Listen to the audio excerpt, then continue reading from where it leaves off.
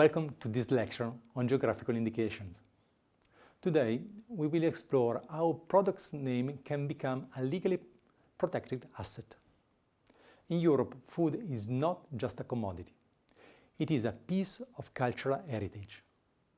We will see how geographical indication safeguards this heritage, boosts local economies, and act as a magnet for rural tourism. How is a geographical indication born? It doesn't come from a government office, but from producers themselves. They must agree on a specification, a set of rules detailing exactly how the product is made. This application goes through a national check and finally a European check. Once registered, the name is protected across the entire EU and often globally through trade deals. Crucial point: no single company owns, for example, prosciutto di Parma. It is a collective right for everyone in that region who follows the code. The EU uses the two main stamps. The PDO is the most restrictive.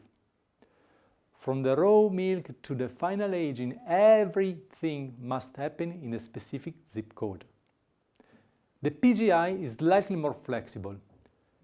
Perhaps the reputation is linked to the processing skills of a region, even if the raw materials come from nearby. Both, however, guarantee that the product isn't a generic imitation. There is a third, less common category, the TSG. Here the focus isn't on where you are, but how you do it. If you make a TSG pizza, you are protecting the recipe and the traditional techniques, even if you are making it in a different city. It is about safeguarding know-how. The economic impact is massive. Geographical indications prevent a race to the bottom, where producers have to cut quality to lower prices. Instead, they allow producers to charge a premium. This added value flows back to the rural community, supporting jobs and preventing depopulation in remote areas. It's a shield against the industrialization of food. Outside Europe, the system is different. In the US, they often use certification marks. The main difference is that a GI is seen as a public good, like a monument, whereas a trademark is a private commercial asset. We also see many territorial brands popping up. These are great for marketing, but they don't offer the same legal fortress against imitation that an EU PDO does. Finally, the link to tourism. A geographical indication is the best marketing brochure a rural area can have. It creates a brand for the whole landscape. When people buy a famous cheese, for example, they often want to go and see the cows and the pastures. This creates a virtuous cycle. The food brings the tourists, and the tourists buy more food directly from the farmers, supporting hotels, restaurants, and local services. Moreover, this brings us to the intersection of labeling and rural tourism. A PDO or a PGI label on a supermarket shelf in Berlin or Paris acts as a cultural ambassador for a small rural village in Greece or in Italy.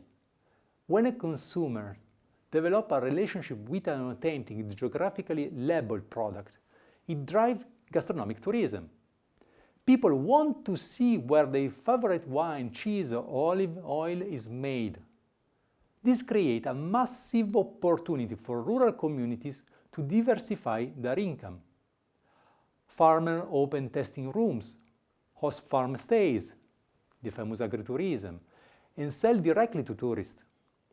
The label builds the initial trust, which drives the tourism, which in turn brings direct economy investment and infrastructure development to rural areas that might otherwise face depopulation. To conclude, geographical indications are the backbone of the European rural model. They protect the producer, inform the consumer, and keep our rural landscape alive. As you study food communication, remember that a PDO logo is a promise of history, quality and place. Thank you.